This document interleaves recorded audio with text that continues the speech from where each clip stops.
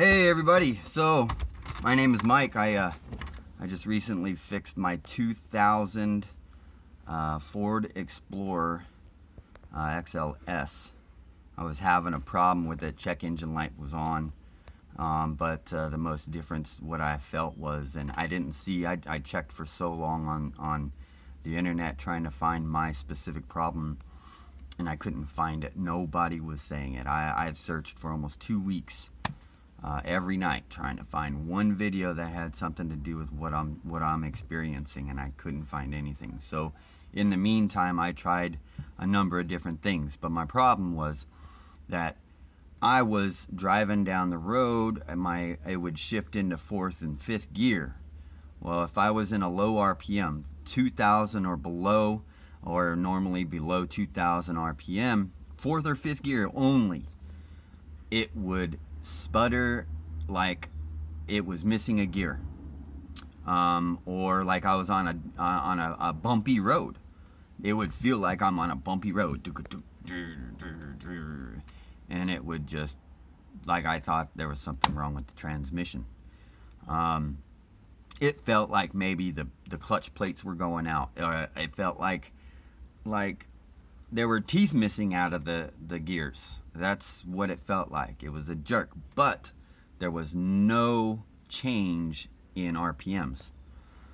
So that left me speechless, because if it was something in the clutch plates, there you'd see something there. If it was you would see something in the gearing, you would see a fluctuation in RPM real quick, and then something. But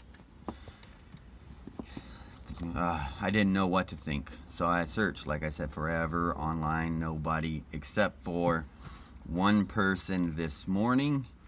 I had went out and bought this guy right here yesterday. I finally had time to get out and other than come home and take care of kids, and I went and bought one of these scanners, 40 bucks.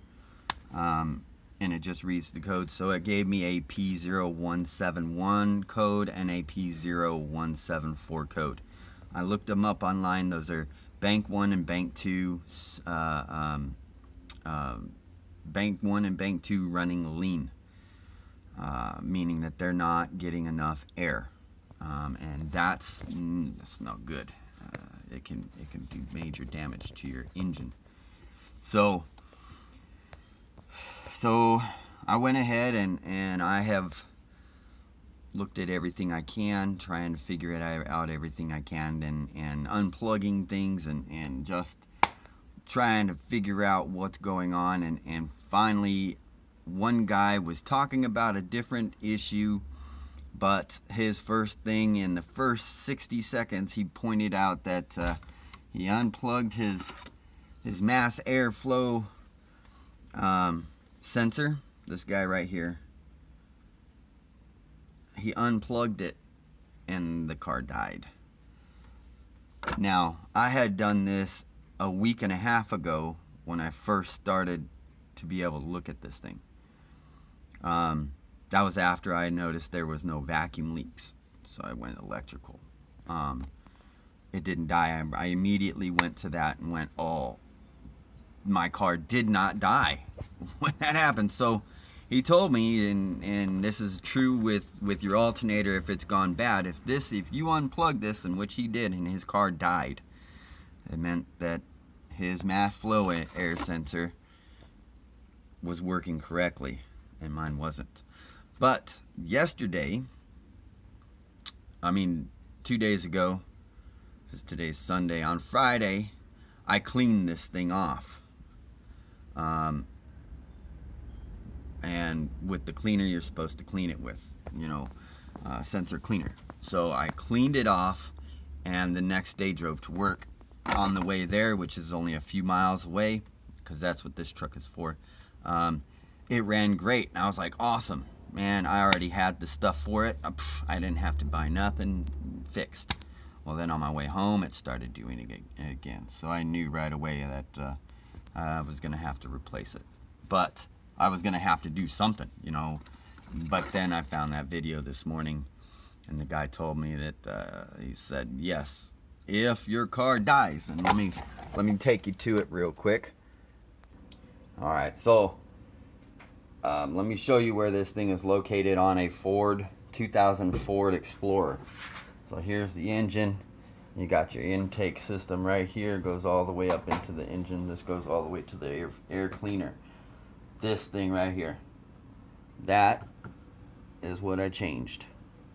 So if you unplug it here and it dies, that's the problem. Which, I mean, and it doesn't die, sorry, and it doesn't die, that's the problem. So, note to everybody, I did not see this problem with anybody out there. So if this happens to you, change that mass airflow sensor.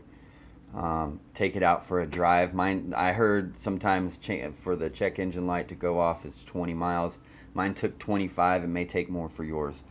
It just depends on maybe where you live, with what kind of day it is. I don't know. Sensors are weird. They can be temperamental like we can be. But anyways, have a great day. I hope this helped out. Again, it's not a problem that's lightly. It's a $100 bill, but in the end, it runs great. Have a good one.